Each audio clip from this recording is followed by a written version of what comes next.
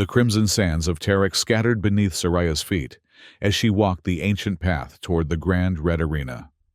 The massive structure loomed against the copper sky, its bio-organic architecture pulsing, with the heartbeats of thousands gathered to witness her courage trial. At 16, the princess had spent her entire life preparing for this moment, the culmination of 3 centuries of royal tradition. "Remember, Your Highness," whispered the ceremony master, as attendants fastened the final components of her adaptive ceremonial armor. "The neural controls have been calibrated to respond to your brainwaves. The beasts will sense your fear, but they will not harm you if you maintain your composure." Soraya nodded, her violet eyes fixed on the arena entrance. The bio-adaptive suit clung to her form like a second skin, its iridescent scales shifting between deep crimson and royal purple with each breath she took. The living fabric had been cultured from the royal bloodline's genetic material, ensuring that the creatures of the arena would recognize her authority, at least in theory. "The Quintessence Inc., Your Highness," announced a white-robed priestess, approaching with a vial of luminous blue liquid.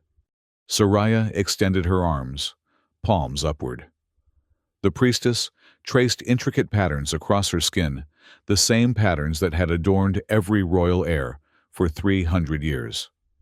The Quintessence Ink extracted from the rare, bioluminescent flowers that grew only in the royal gardens soaked into her pores, creating pulsing veins of light that connected her to the generations before her.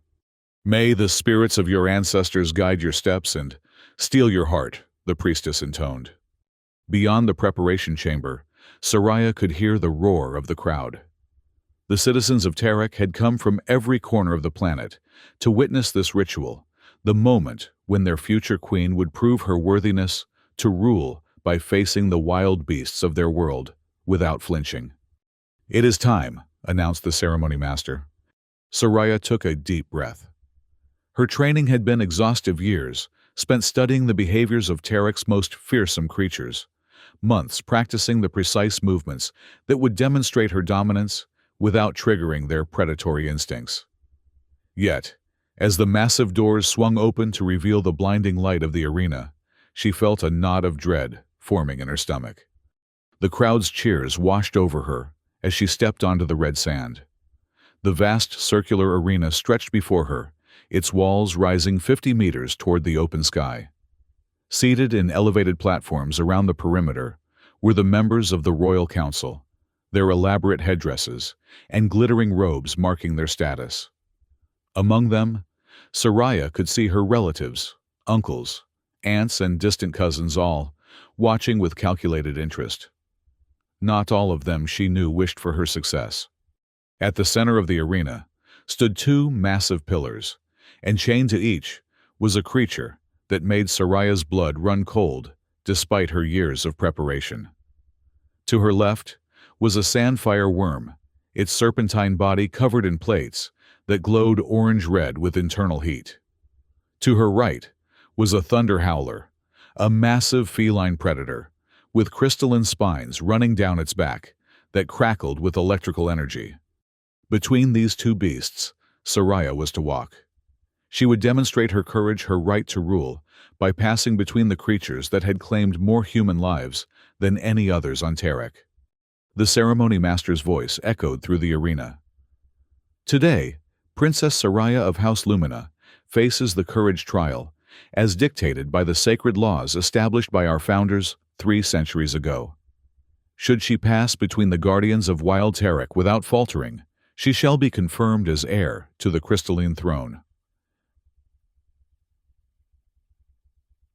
Soraya began her procession, her steps measured and deliberate. The Quintessence ink glowed brighter with each step, responding to her elevated heart rate. The creatures watched her approach, their eyes tracking her movements. The neural control implants embedded in their brains, visible as small, crystalline nodes at the base of their skulls, pulsed with blue light, indicating that the restraint systems were functioning properly. The princess was halfway between the beasts when it happened. A sharp, discordant sound like crystal shattering echoed through the arena. The neural control implant on the sandfire worm flickered its steady blue light, suddenly erratic.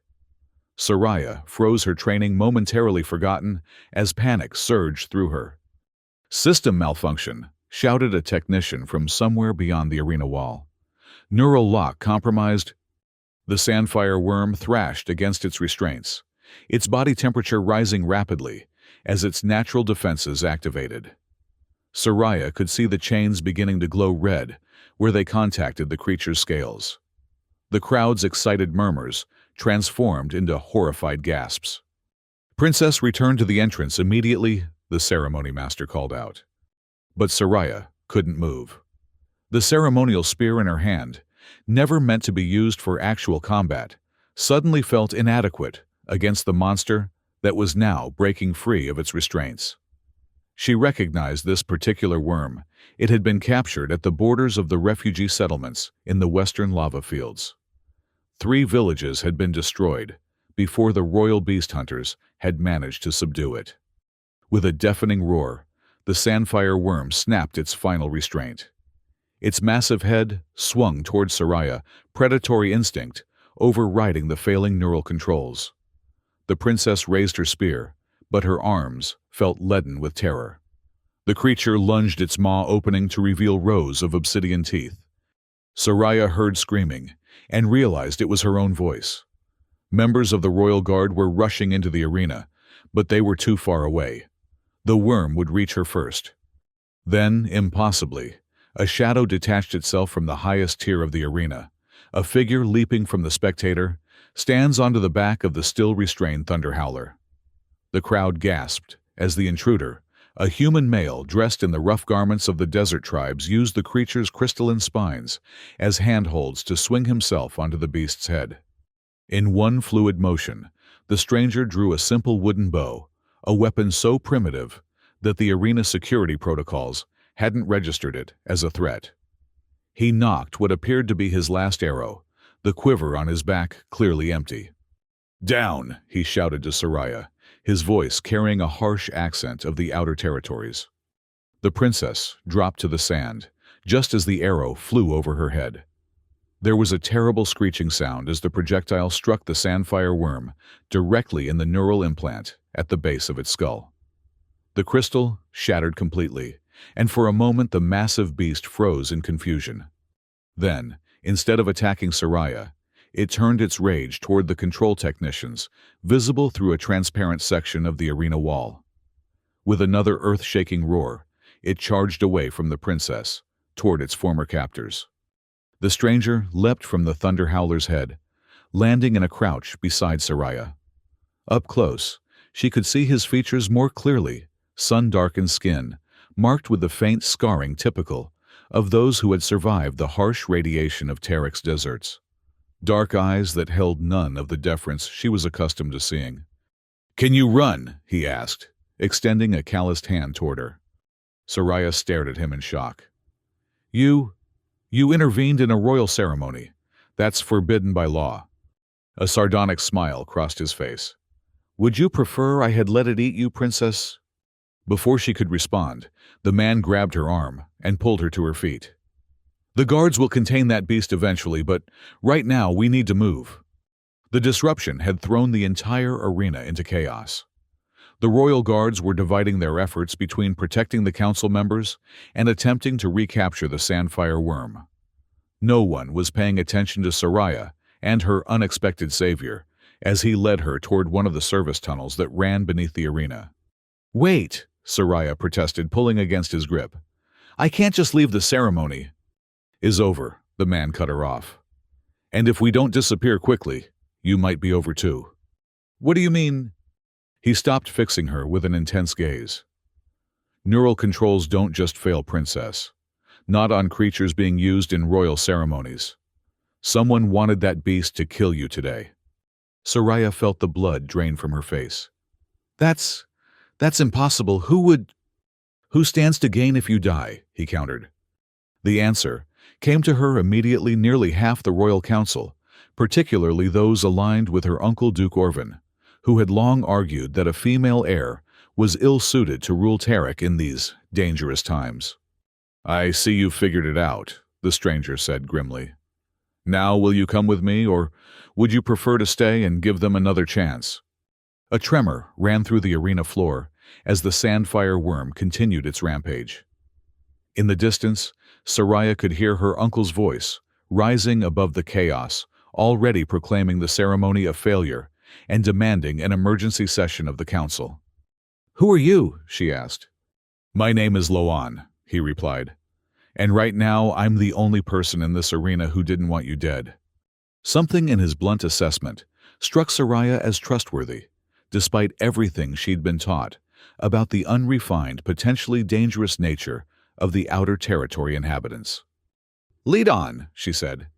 Loan guided her through the maintenance tunnel, navigating the labyrinthine passages with surprising familiarity. "How do you know your way around here?" Soraya asked, as they descended deeper beneath the arena. "I helped build parts of this place," he answered. Before I wasn't welcome in the city anymore." They emerged from the tunnel into a small chamber filled with discarded equipment, broken neural control components, damaged ceremonial weapons, and fragments of bioadaptive armor. Loan quickly rummaged through the items, selecting a few, and stuffing them into a worn leather satchel. "We need to change your appearance," he said, eyeing her royal attire. "That living armor is practically screaming, 'Hunt me down,' to anyone looking for you." Soraya hesitated. The bioadaptive suit was more than clothing. It was a symbol of her royal status, cultured from her own genetic material. Removing it felt like abandoning her identity. "Princess Loan," said his voice, softening slightly, "if I'm right about what happened up there, you've got about an hour before your uncle declares you dead or unfit, and either way, your claim to the throne evaporates." With reluctance, Soraya began to unfasten the complex closures of her ceremonial armor. Beneath it, she wore a simple bodysuit of moisture-wicking fabric.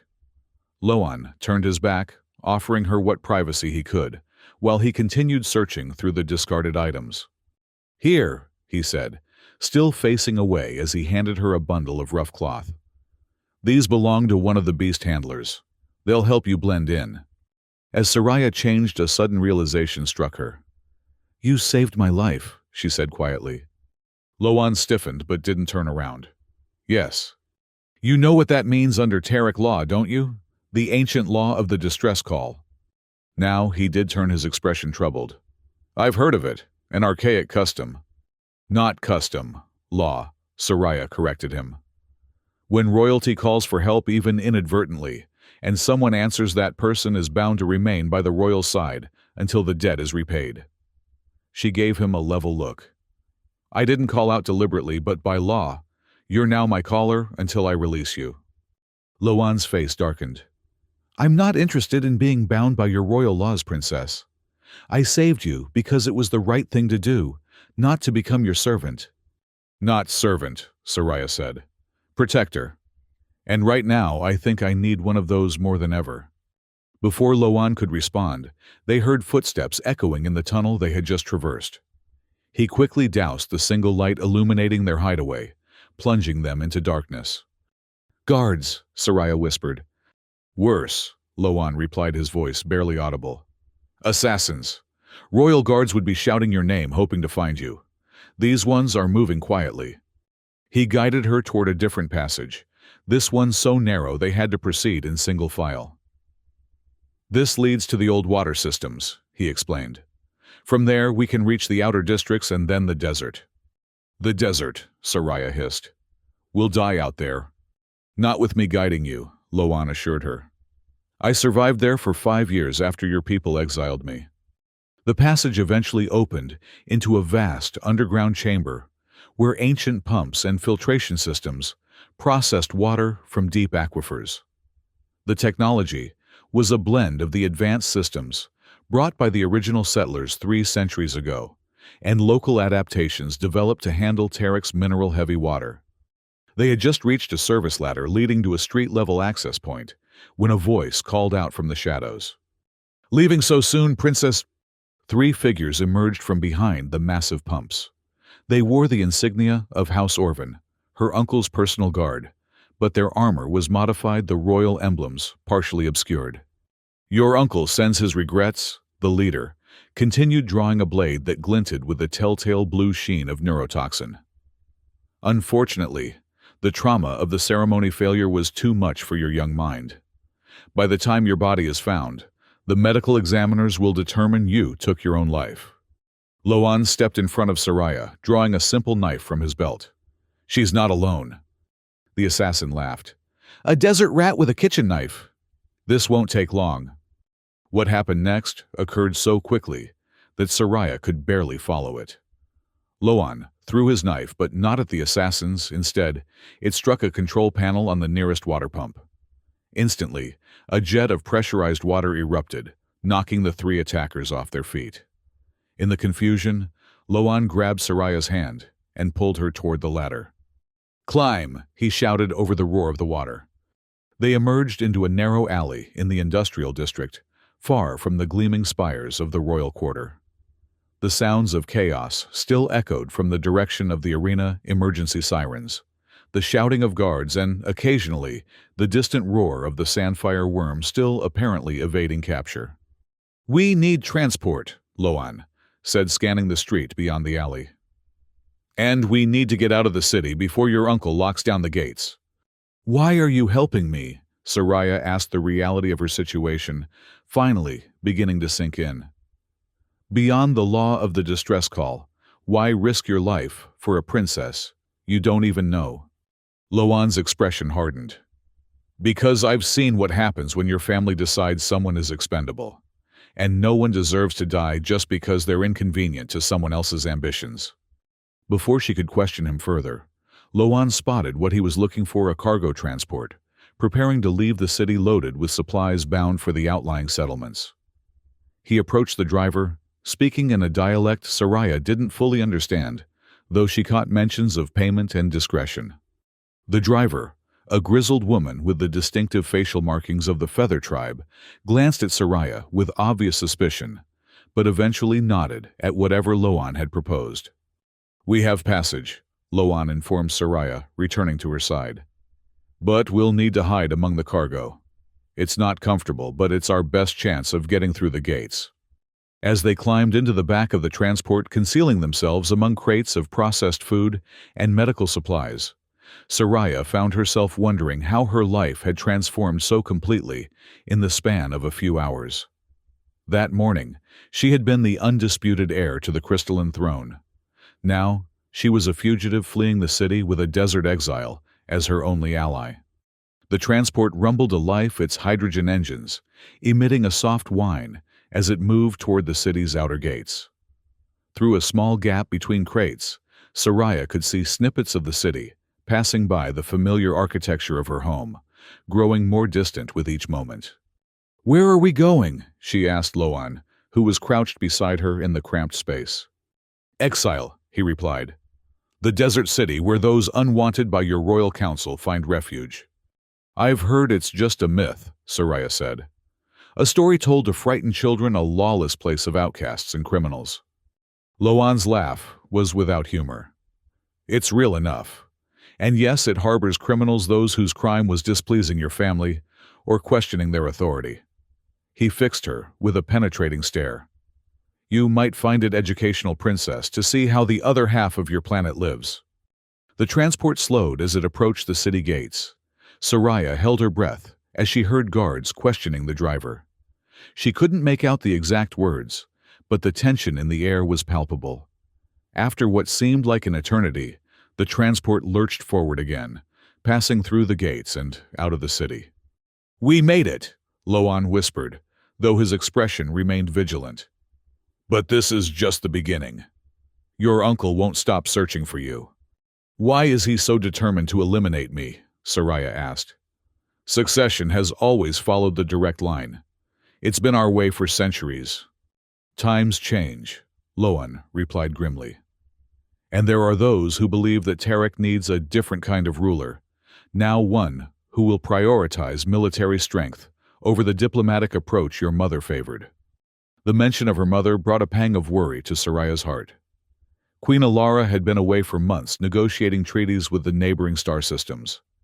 If Soraya was being targeted, was her mother safe? As if reading her thoughts, Loan added, "Your mother's ship isn't due to return for another month.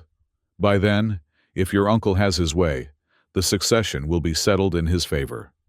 The transport traveled for hours, leaving the cultivated lands surrounding the capital and entering the vast desert that dominated most of Tarek's surface.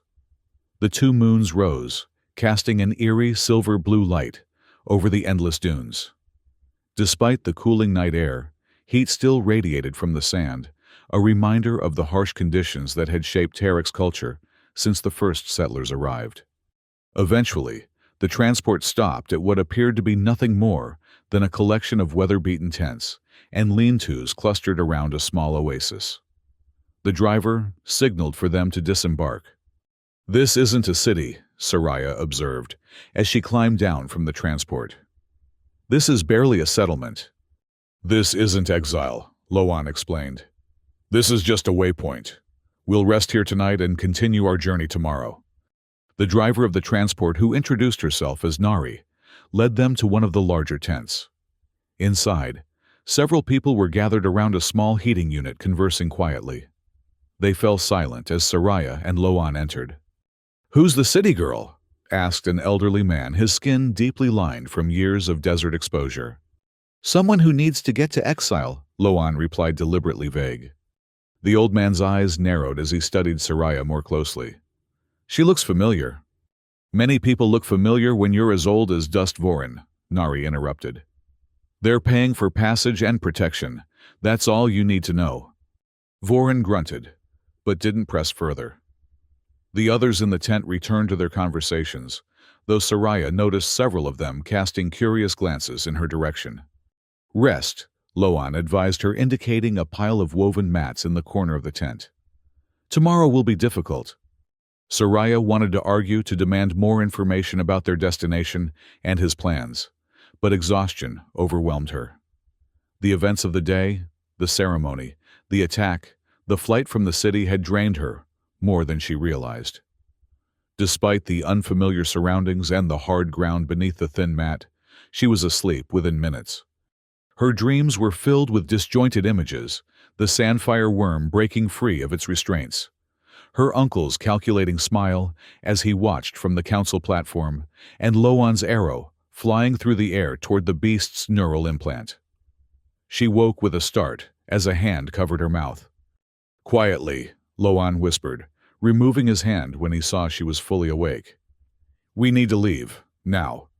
Soraya blinked the sleep from her eyes, noting that the tent was empty except for them. Outside, the first hints of dawn were just beginning to lighten the sky. "What's happening?" she asked, keeping her voice low. "Someone recognized you," Loan replied tersely. "They're sending a message to the capital." "How do you know?" "Because I intercepted the messenger." His expression was grim. "Get ready. We leave in 5 minutes." Instead of returning to the transport, they had arrived in Loan, led her to the edge of the oasis, where two creatures waited, desert striders, the long-legged beasts that had evolved to traverse Tarek's vast sand seas.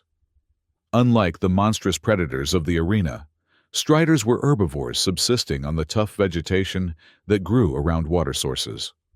"Can you ride?" Loan asked, as he adjusted the makeshift saddle on one of the creatures.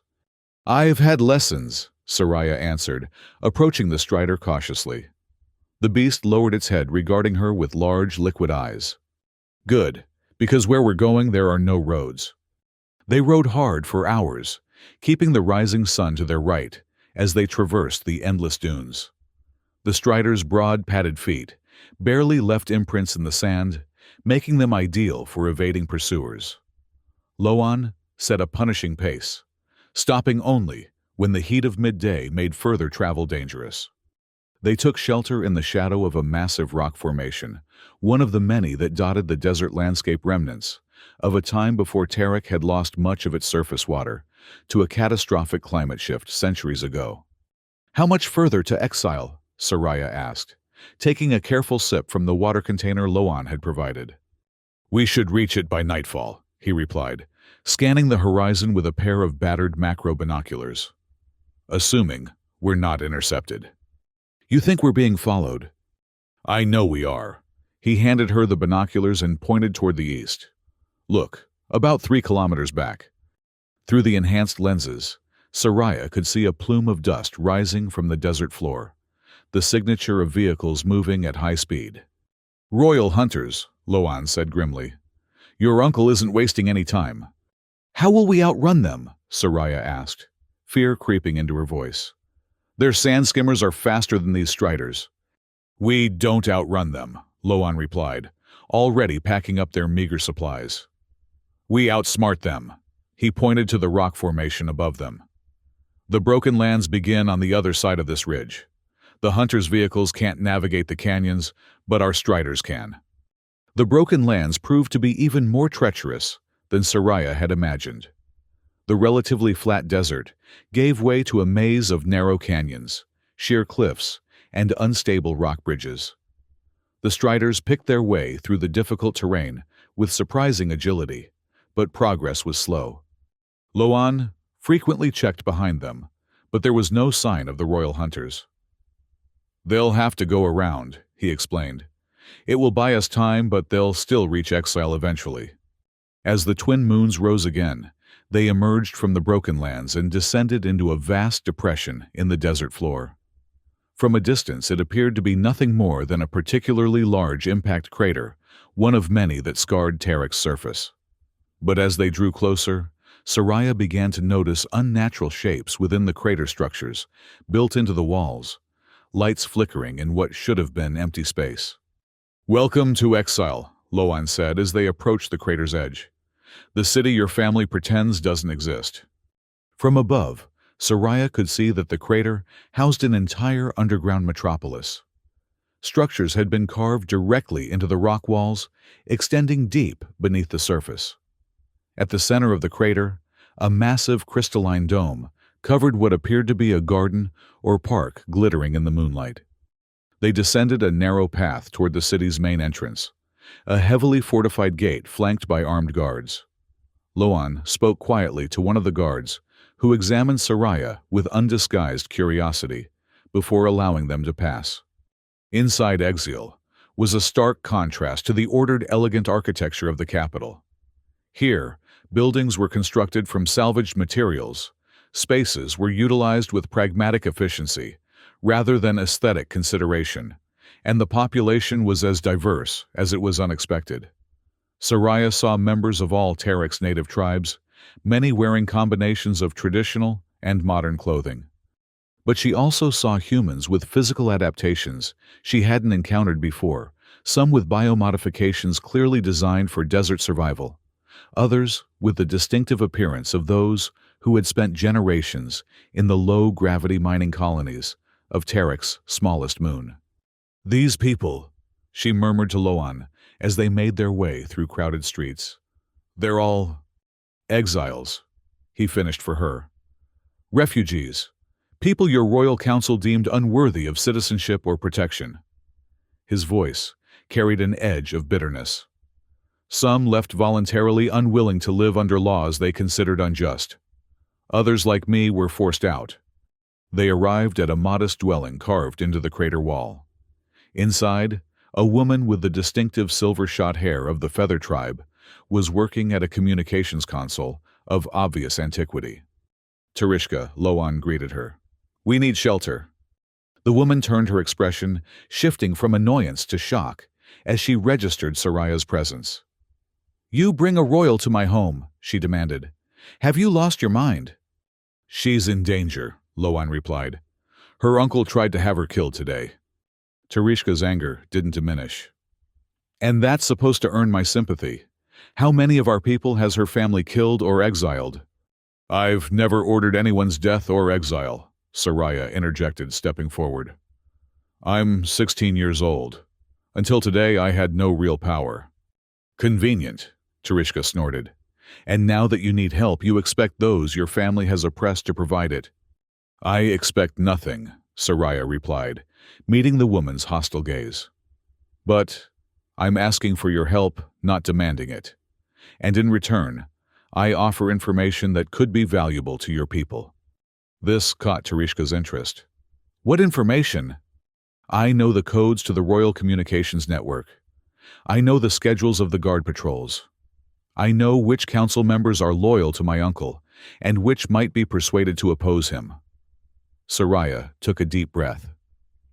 And I know that if my uncle takes the throne, his first action will be to locate and destroy Exile. Tereshka and Loan exchanged a look that Soraya couldn't interpret. Finally, the older woman nodded. You can stay, for now. She turned to Loan. But she's your responsibility. If she brings trouble to us, it's on your head. With that, Tereshka returned to her console, effectively dismissing them. Loan led Soraya to a small side chamber, equipped with basic amenities, a sleeping platform, a cleaning unit, and a food synthesizer of ancient design. Rest, he advised. Tomorrow we'll need to make plans. The hunters will reach the outskirts of Exile by midday, and while the city has defenses, they won't hold forever against royal technology. Why are you helping me? Soraya asked again. And don't say it's because of the law of the distress call. There's more to it than that. Loan was silent for a long moment, his expression unreadable in the dim light of the chamber. Finally he spoke. I was once a royal guard captain. Did you know that? Soraya shook her head. I served under your mother before you were old enough to remember. She is a good queen, fair, just. But the royal council has always had its own agenda. His voice hardened.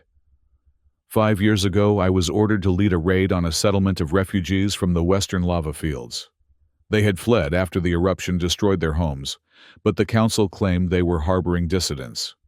He paused, his hands clenching into fists at the memory. When we arrived, I found no dissidents, only families, children, the elderly.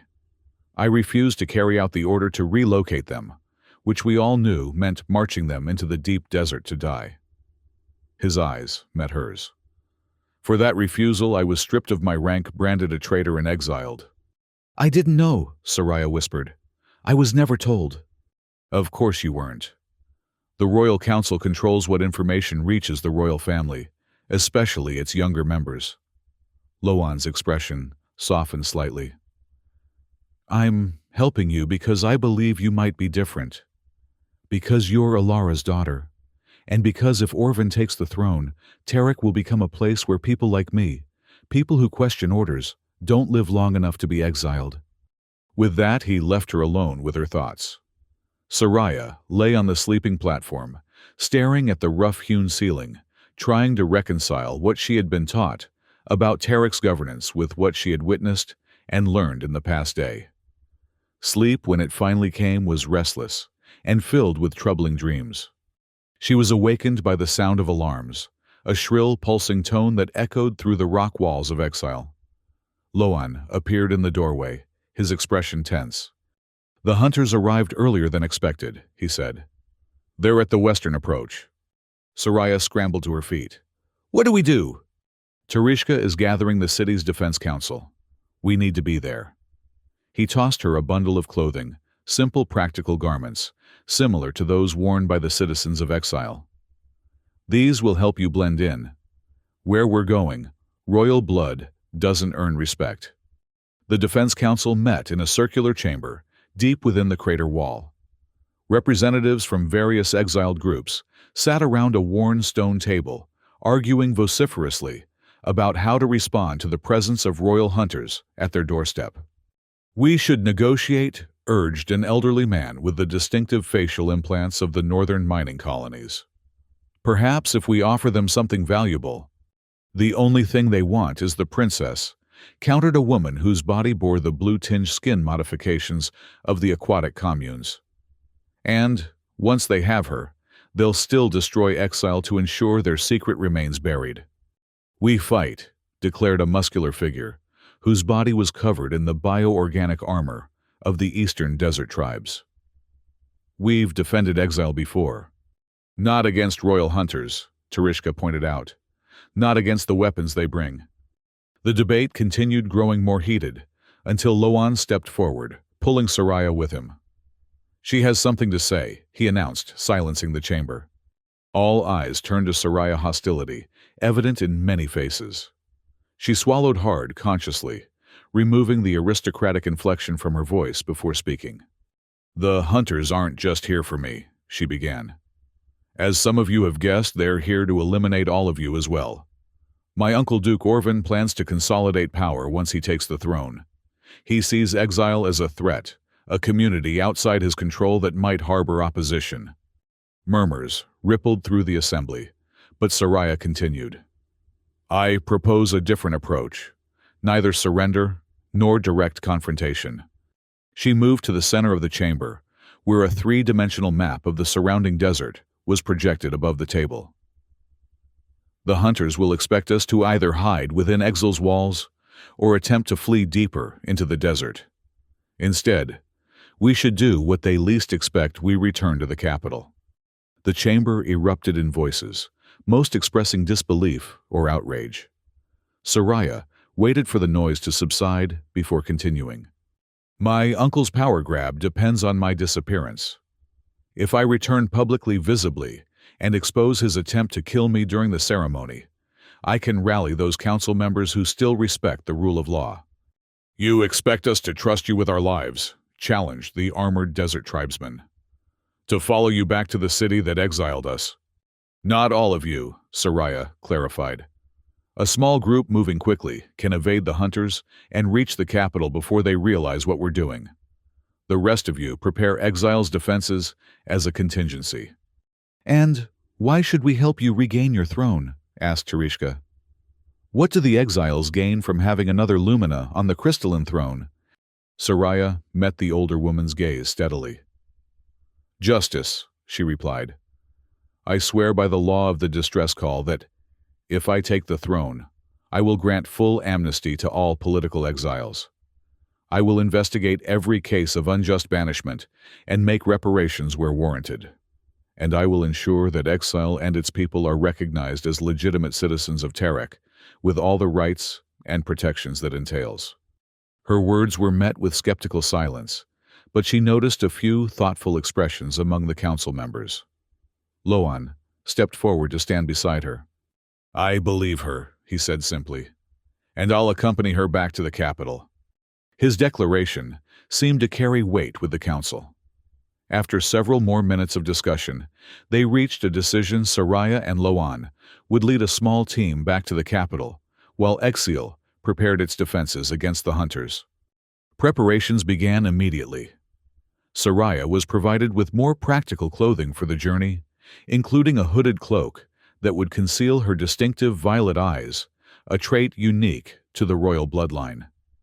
Tereshka supplied them with communications devices that operated on frequencies the royal guard didn't monitor, and the armored tribesman who introduced himself as Kano donated weapons from his personal collection. "These won't stop a royal hunter's plasma rifle," he cautioned, as he handed Loan a compact energy pistol. "But they might buy you time."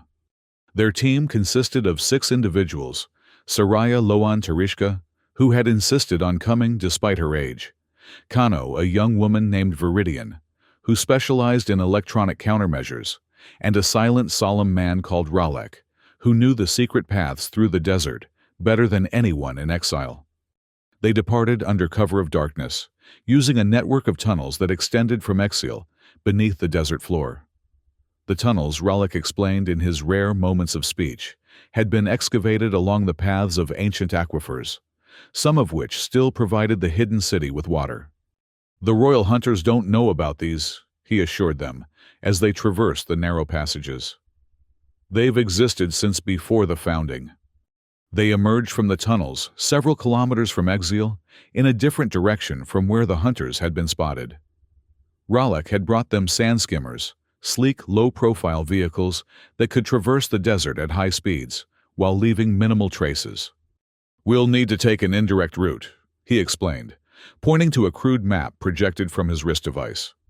"The main approaches to the capital will be heavily monitored." As they prepared to board the skimmers, a distant explosion shook the ground beneath their feet. They turned to see a plume of fire rising from the direction of Exile. "They've begun their attack," Tereshka said grimly. "We need to move quickly." The journey back to the capital was a harrowing race against time. They traveled only at night, hiding during the day in whatever shelter they could find: abandoned mining outposts, the ruins of pre-founding settlements, the hollowed-out husks of crashed spacecraft from the early colonization era. Twice they narrowly avoided royal hunter patrols, and once they were forced to fight their way past a group of desert bandits who mistook them for vulnerable traders. It was during this skirmish that Soraya discovered something surprising about herself. When one of the bandits cornered Loan, momentarily disarming him, Soraya acted on instinct. Using the basic combat techniques she had been taught as part of her royal education, never meant for actual application, she managed to disorient the attacker long enough for Loan to recover his weapon. "Not bad, princess," he commented afterward, a new respect in his voice. "Where did you learn to fight like that?" "I didn't," she admitted. "At least, not really. We had defense training, but it was always controlled theoretical." She looked down at her hands, still trembling slightly from the adrenaline. "I just reacted." "Instinct is often a better teacher than any training program," Loan observed. "And it seems yours is to protect others, not yourself. That's rare, especially among those raised in the royal courts." His words stayed with Soraya as they continued their journey, causing her to reevaluate many of the assumptions she had held about herself and her role. She had been raised to believe that her value lay in her bloodline, in the tradition she upheld, in her ability to project the serene authority expected of Tarek's rulers. Yet, here in the harsh reality of the desert, none of that mattered. What mattered was her ability to adapt, to think quickly, to contribute to the group's survival. On the 5th day of their journey, they reached the outskirts of the cultivated lands surrounding the capital. Here, the stark desert gave way to irrigated fields and the sprawling compounds of the noble houses. They abandoned the sand skimmers, continuing on foot to avoid detection by the automated security systems that monitored vehicle traffic.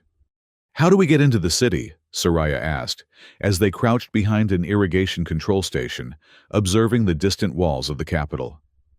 "The gates will be heavily guarded, and my uncle has surely distributed my image to every checkpoint."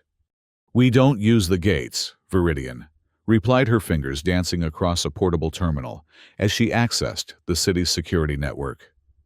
"We use the waste reclamation system." Loan grimaced. Not the most dignified entrance for a princess returning to claim her throne. "I left dignity behind somewhere in the desert," Soraya replied with a wry smile. "At this point, I'll crawl through anything if it gets me to the council chamber." Viridian's infiltration of the security systems revealed that Duke Orvin had moved quickly in Soraya's absence. He had declared her officially missing, presumed dead, after a tragic accident following the ceremonial failure. A period of mourning had been proclaimed, during which Orvin, as the highest-ranking male relative, would serve as regent until a permanent succession could be established. "He's planning to crown himself king within the week," Tereshka observed, reading over Viridian's shoulder. "Once he does, challenging his authority becomes much more difficult." "Then we have less than 3 days," Soraya said. "The coronation ceremony requires that much preparation by law." They infiltrated the city through the waste reclamation tunnels, as Viridian had suggested. The ancient system of pipes and maintenance corridors ran beneath the capital, largely ignored by the security forces, who focused their attention on more conventional entry points. The tunnels were dank and unpleasant, but they provided a direct route to the central districts of the city. Emerging in the lower industrial sector, they quickly dispersed to carry out their assigned tasks. Viridian and Ralek set out to disable key security nodes that would otherwise detect Soraya's biosignature. Tereshka and Kano moved to contact potential allies within the city, citizens and lower nobles who had maintained secret communication with Exil over the years. Soraya and Loan had the most dangerous task. They would make their way to the Lumina Palace, where Soraya could access the royal communication systems and broadcast the truth about her uncle's treachery to the entire planet. As they moved through the back streets of the capital, Soraya was struck by how different the city looked from this perspective. She had always seen it from elevated walkways, from private transport vehicles, from the sheltered gardens of the palace. Here at ground level, among the ordinary citizens, she witnessed a city she barely recognized, one where people struggled, where the grand policies decided in the council chamber translated into daily hardships for many. "This is what they never showed you," Loan remarked, noting her expression, as they passed a group of tired workers returning from a factory shift. "This is what happens beyond the palace walls." "I want to change it," Soraya said quietly. "All of it. Not just for the exiles, but for everyone." Loan gave her a searching look. "That's a noble sentiment, princess. But change, real change, requires more than good intentions. It requires understanding the lives of those you wish to help." "Then I'll learn," she promised. "Starting now." They reached the outer perimeter of the palace as night fell. The massive crystalline structure glittered against the darkening sky, its transparent walls refracting the light of the rising moons. Security was tight, with royal guards patrolling at regular intervals and automated defense systems scanning for unauthorized entries. "There's a service entrance on the eastern side," Soraya whispered, as they observed from the shadows of a nearby maintenance building. "Used by the kitchen staff. The biometric scanners there are older models. They might not have been updated with protocols to exclude me." Loan nodded. "It's worth trying, but if you're detected—" "I know," she cut him off. "The mission fails and my uncle wins. I won't let that happen." They approached the service entrance cautiously, timing their movements to avoid the guard patrols. When they reached the door, Soraya placed her hand on the scanner, holding her breath as it analyzed her biosignature. For a moment, nothing happened. Then, with a soft chime, the door slid open. "They didn't erase you from the system yet," Loan observed as they slipped inside. "Your uncle must be very confident in his hunters." "Overconfidence has always been his weakness," Soraya replied. The service corridors of the palace were busy even at this hour, with staff preparing for the next day's meals and attending to cleaning duties. Soraya and Loan kept their heads down, moving purposefully, as if they belonged. Soraya's simple clothing and the hood that shadowed her face prevented immediate recognition, though several staff members glanced at them curiously as they passed. They reached a maintenance lift that would take them to the upper levels, where the Royal Communications Center was located. As they waited for it to arrive, a voice called out from behind them. "You there! What are you doing in this section?" They turned to see a palace security officer approaching his hand, resting on the stun baton at his belt. Soraya tensed, calculating their chances if they had to fight their way out. But before either of them could respond, another voice intervened. "They're with me, officer. New specialist for the environmental systems." An elderly man in the formal attire of the palace's senior staff had appeared beside them. The security officer hesitated, then nodded respectfully. "Of course, Master Thevrin. My apologies for the interruption." As the officer moved away, the elderly man turned to Soraya and Loan. "Quickly," he murmured, "into the lift." Once the doors closed, Soraya pushed back her hood. "Master Thevrin," she acknowledged. "You recognized me." The old man smiled. "I have served the Lumina line for 60 years, Your Highness. I would know you anywhere regardless of what you're wearing." His expression grew serious. "Your uncle has declared you dead. There is to be a state funeral tomorrow, followed by his coronation the day after." "Then we have less time than we thought," Loan said grimly. "Indeed." Thevrin studied Loan with interest. "And you are the exile who saved our princess. Word of your actions in the arena reached even the palace staff, though Duke Orvin tried to suppress the details." "Master Thevrin," Soraya interjected, "we need to reach the communications center. I must broadcast the truth before my uncle's coronation." The old man shook his head. "The communications center is too heavily guarded. Your uncle has his most trusted men stationed there day and night." He considered for a moment. "But there is another way. The ancestral chamber contains a backup system installed generations ago in case the main systems were compromised. Few remember it exists now." "The ancestral chamber," Soraya repeated, "where the royal bloodlines are recorded." "And where the quintessence ink is prepared for the royal ceremonies," Thevrin confirmed. Duke Orvan avoids the place he claims the ancestral spirits disturb him. A small smile crossed the old man's face. Perhaps his conscience troubles him more than he admits. The ancestral chamber was located deep within the heart of the palace, far from the public areas and political offices. As they followed Thevrin through increasingly ancient corridors, the architecture shifted from the clean lines of modern design to the more ornate styles of earlier eras. The walls here were inscribed with the history of Terek, the arrival of the first settlers, the great terraforming projects, the unification of the scattered colonies under the first Lumina ruler.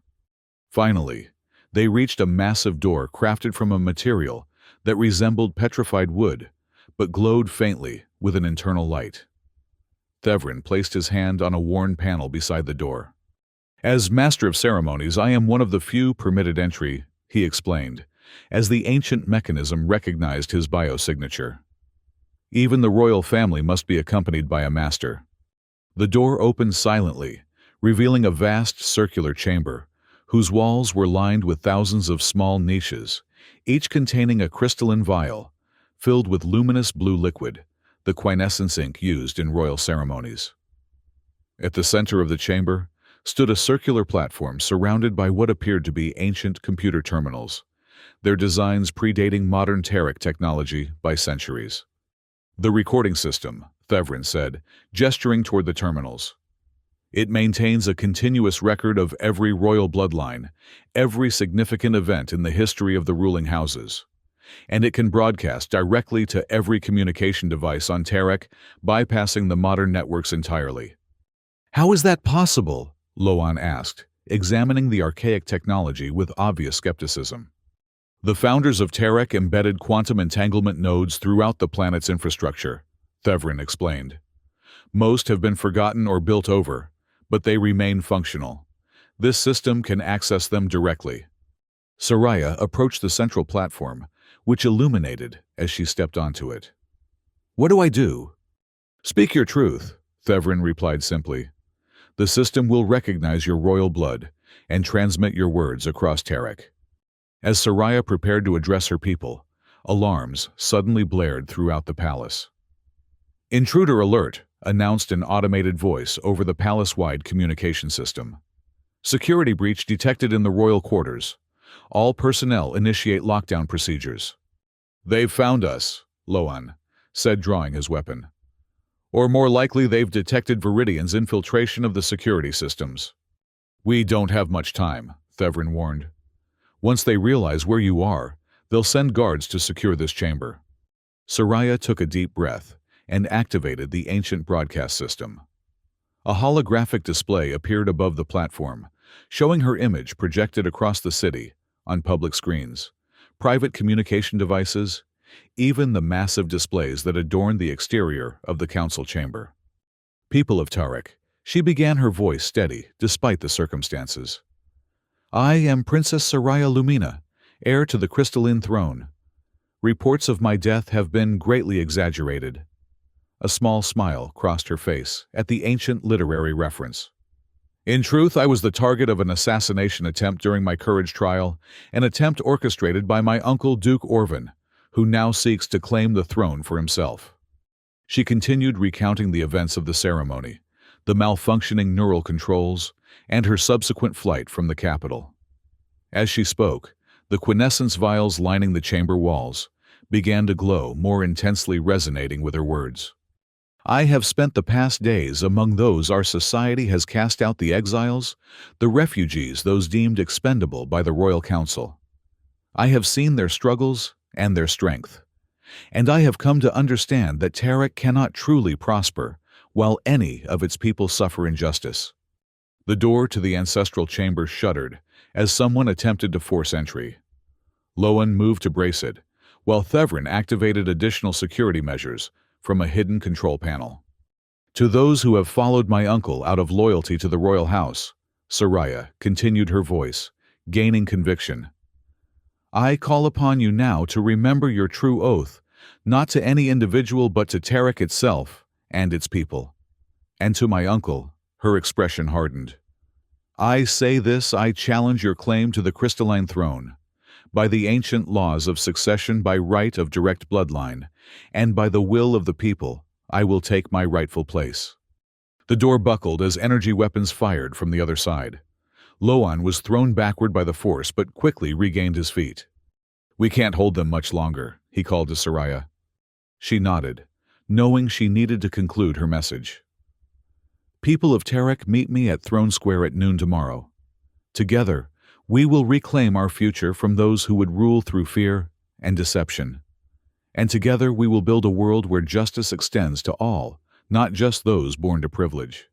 As she finished speaking, the door to the chamber finally gave way. Royal guards poured in, weapons raised. But instead of firing, they hesitated clearly, conflicted by the sight of their princess standing before them. "Your Highness," one of them said, lowering his weapon slightly, "we were told you were dead." "As you can see, Captain Naren, I am very much alive," Soraya replied, recognizing the guard commander. "And I am invoking the royal right of challenge against Duke Orvan. Will you honor your oath to the throne and escort me to the challenge chamber?" The captain looked torn, glancing between Soraya and the communicator on his wrist, which was undoubtedly connecting him to his superiors, to Orvan himself. "The broadcast has reached the entire planet, Captain," Thevrin informed him. "Everyone knows the princess lives. Consider carefully where you place your loyalty now."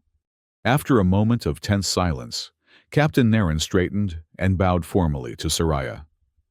"I serve the throne, Your Highness, as do my guards." He turned to his subordinates. "Secure the princess and her companions. We escort them to the challenge chamber." Loan moved to Soraya's side, his expression cautious. "Can he be trusted?" he murmured. "Captain Naren served my mother loyally for many years," Soraya replied quietly. "And more importantly, he knows that the tide has turned. My uncle's power was built on deception. With that gone, his support will crumble quickly." They were escorted through the palace now, in a state of controlled chaos, as word of Soraya's return spread. Staff members and lesser nobles gathered in doorways and corridors, watching with undisguised astonishment as the princess, they had believed dead, walked among them, her head held high. The challenge chamber was an ancient room, located directly beneath the crystalline throne itself. Here, for centuries, disputes over succession had been resolved according to laws established during Terek's founding. The chamber was rarely used. Most successions were uncontested, but its authority was absolute.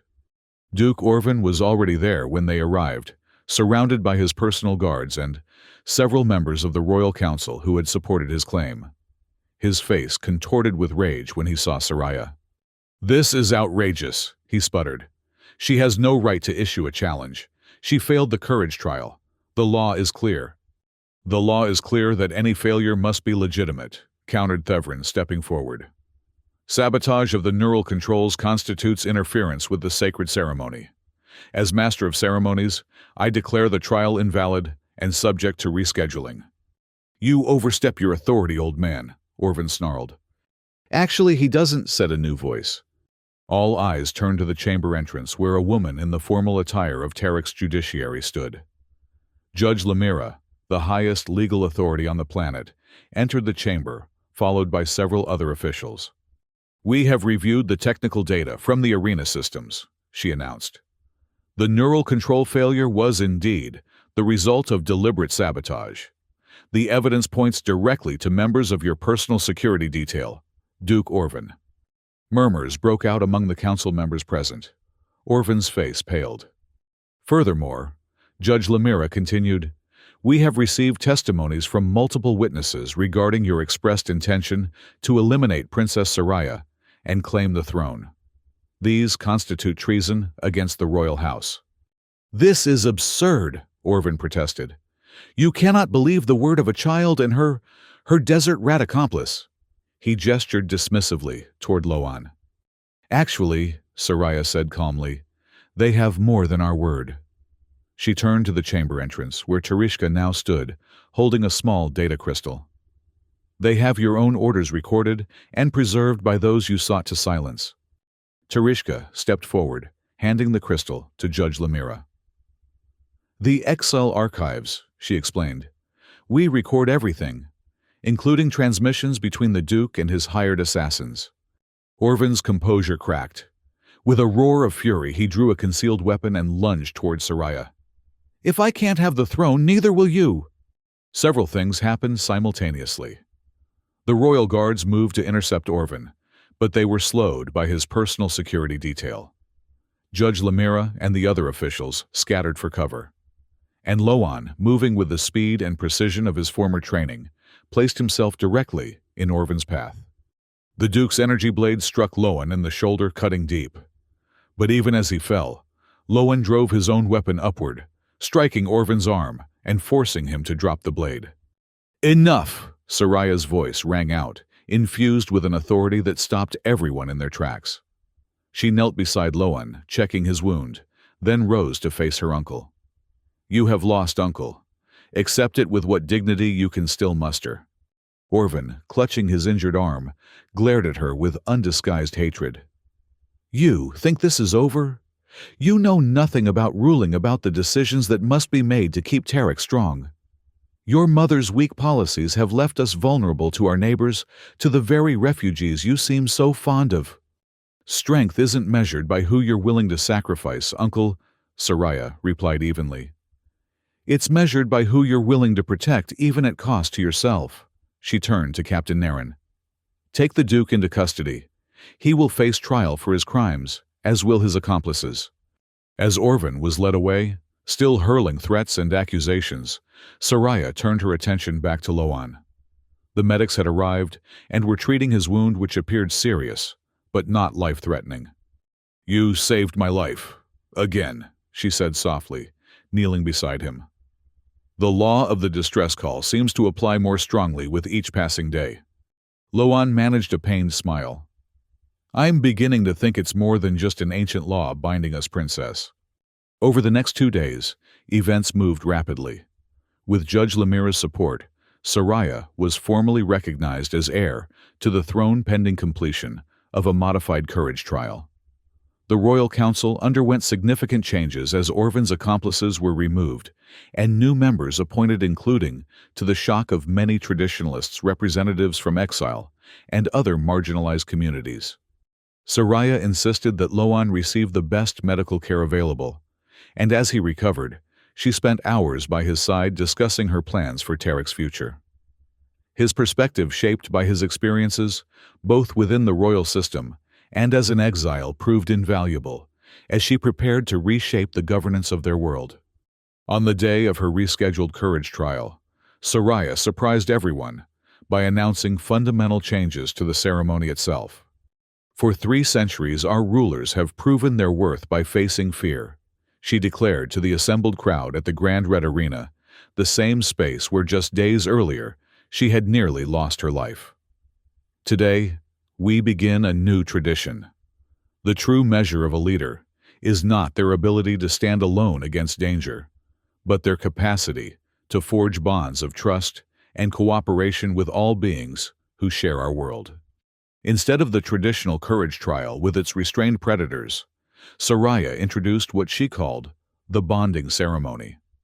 Wild creatures from Tarek's varied ecosystems were brought to the arena, not captives with neural controls, but free beings who chose to approach the human gathering out of curiosity or attraction to the various plants and foods that had been scattered throughout the space. Soraya, wearing a simple version of the bioadaptive suit, without its usual royal embellishments, walked among the creatures, offering gestures of peace and respect. Some retreated, others watched cautiously, and a few, including a young thunder howler, smaller than the one from her original ceremony, approached her with evident curiosity. "This is the true strength of Tarek," Soraya explained, as she gently stroked the thunder howler's crystalline spines, careful to avoid triggering its electrical defenses. "Not domination, but cooperation. Not control, but understanding. For too long we have seen our world as something to be conquered. Instead, we should see it as a community to be nurtured." The ceremony concluded, with Soraya officially pardoning all political exiles, beginning with Loan. As he knelt before her in the center of the arena, the same spot where he had saved her life, she bestowed upon him a new title, Compassionate Guardian of Tarek. "You answered when no one else would," she said, her voice carrying across the hushed arena. "You saw the truth when others turned away, and you taught me what true courage means, not the absence of fear, but the willingness to act despite it, especially in defense of others." She offered him her hand. "The law of the distress call bound us together. Now I ask if you will remain by my side, not out of obligation, but by choice, as we build a new Tarek together." Loan took her hand, rising to stand beside her as an equal. "Not just by choice, Princess," he replied, "but with honor and hope for the future we will create." As they stood together, the young thunder howler approached them both, its crystalline spines glowing with a soft, harmonious light, rather than the aggressive electrical discharge of its kind when threatened. It was a small gesture, but a symbolic one. A wild creature choosing to trust humans who had demonstrated trust in return. Word of the new bonding ceremony spread quickly across Tarek, inspiring communities far from the capital to reconsider their relationships with the natural world around them. In exile, Tereshka and the other leaders began preparations to relocate their city above ground, no longer needing to hide from royal persecution. The Feather Tribe, long alienated from the central government, sent representatives to discuss formal treaties of cooperation. In the months that followed, as Soraya prepared for her formal coronation, she worked tirelessly to implement the changes she had promised. The Royal Council was restructured to include voices from all Tarek's communities. The harsh exile laws were abolished, replaced with a justice system focused on rehabilitation rather than punishment. And research began into more ethical applications of the neural control technology, seeking ways to communicate with Tarek's wild creatures, rather than subjugate them. Throughout it all, Loan remained by her side, advisor-protector, and increasingly her closest friend. The bond that had begun with an arrow and a distress call deepened into something neither of them had anticipated, but both treasured. On the eve of her coronation, Soraya stood on a balcony of the Lumina Palace, gazing out at the city, her city spread below her. Loan joined her, his presence a quiet comfort. "Are you ready for tomorrow?" he asked. "I think so," she replied. "Though sometimes I wonder if anyone is ever truly ready to bear such responsibility." "The fact that you wonder is precisely why you're ready," Loan observed. "It's those who never question their right to power who abuse it most terribly." Soraya smiled, turning to face him. "You know, when I was younger I imagined my coronation differently. I thought it would be the end of a journey, the destination I'd been working toward all my life. And now I understand it's just the beginning. We have so much work to do, so many wrongs to right, so many bridges to build." She looked back out at the city, where the lights of homes and businesses winked like earthbound stars. "But for the first time I feel like it's possible, like we all of us together might actually create the world we've dreamed of." Loan followed her gaze, his expression thoughtful. "There's an old saying among my people, the desert tribes from whom I'm descended. The journey across the sands is never finished, but each step brings new horizons." "I like that," Soraya said softly. "New horizons." As they stood together watching the twin moons rise over Tarek, a distant sound reached them, the distinctive cry of a thunder howler, answered by another, and then another. The wild creatures once feared and hunted were returning to the lands around the capital, sensing perhaps that something fundamental had changed. "They're coming home," Loan observed. "We all are," Soraya replied, her hand finding his in the moonlight. "In our own way." The future of Tarek remained unwritten, filled with challenges yet to be faced and solutions yet to be found. But as Soraya prepared to take her place on the crystalline throne, she did so not in isolation, but surrounded by a growing community, united by a shared vision. A vision born in the moment when a princess thought no one would save her, until a human drove his last arrow into the beast's skull. Together, they had broken the chains of tradition that no longer served their world.